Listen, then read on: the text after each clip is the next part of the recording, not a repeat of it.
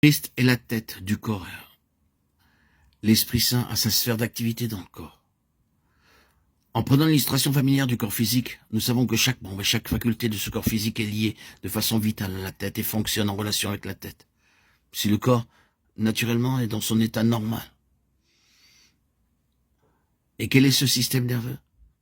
C'est l'Esprit Saint. Il est le système nerveux spirituel du corps tout entier, reliant tout avec la tête. Il est la sensibilité du corps. Il est celui qui apporte de la part de la tête les réactions de ses jugements, de ses décisions. Il est celui qui apporte à la tête tout au sujet de chaque membre et fait ainsi du corps et de la tête une seule et complète entité. L'Esprit Saint est ce système nerveux dans tout le corps. Si l'Esprit Saint est arrêté, mis en échec, blessé en un membre quelconque, la perfection du fonctionnement du corps est immédiatement gênée, interférée par cela. Chaque compagnie locale est comme le tout, en fait. Par exemple, si nous, bien-aimés, ici présents, mettons un frein à l'Esprit Saint, ou s'il est arrêté, ou si ce membre ici subit un préjudice relativement à l'Esprit Saint, le corps entier est affecté par cela. Si l'Esprit Saint est mis en échec dans ce lieu, par exemple, concernant la prière, le corps tout entier souffre de cela. Pas simplement la compagnie locale, mais le corps tout entier. Si l'Esprit Saint, d'autre part, a sa pleine liberté dans ce lieu, le corps tout entier en retirera les avantages.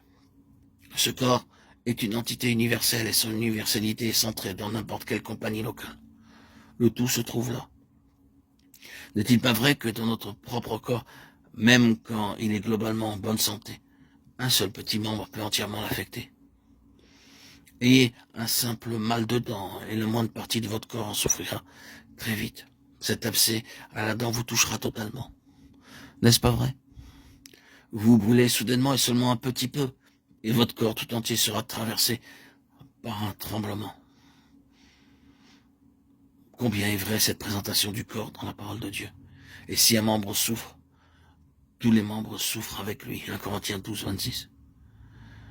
Mais ce n'est pas ainsi sur cette terre, dans la mesure où c'est la vie naturelle qui est concernée.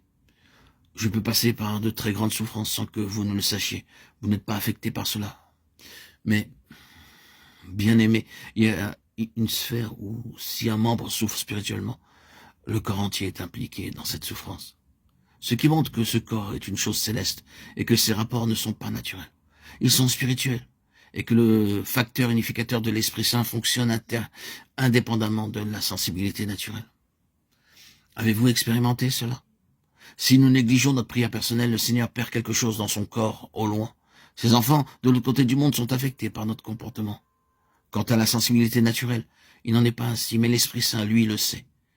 Mais pourquoi toujours voir le côté négatif? Pourquoi pas le positif? À savoir que le maintien de la véritable vie du Saint-Esprit est toujours, que nous en soyons conscients ou pas, pour le bien du corps de Christ tout entier. Nous ne vivons pas pour nous-mêmes et nous ne mourrons pas pour nous-mêmes. Romains 14, 7. Mais le maintien d'un vrai témoignage a toute son importance, même là où d'autres croyants ne savent rien du conflit, que ce soit à la maison ou au travail, là où nous sommes physiquement hors de contact avec tous les autres croyants qui sont les membres de Christ. Oui, le maintien d'un témoignage fidèle, là, se situe aussi dans cette sphère du corps, dans les lieux célestes, et c'est un grand service pour le corps tout entier. C'est pourquoi l'ennemi aime détruire, s'il le peut, un témoignage dans une maison ou au travail. Ce n'est pas simplement la situation locale qui est affectée, mais parce qu'il peut porter un coup universel à la tête même, à Christ. Et nous devrions saisir que le témoignage n'est pas quelque chose que nous essayons de maintenir dans les rassemblements publics. Il est impliqué dans notre vie domestique et notre vie professionnelle.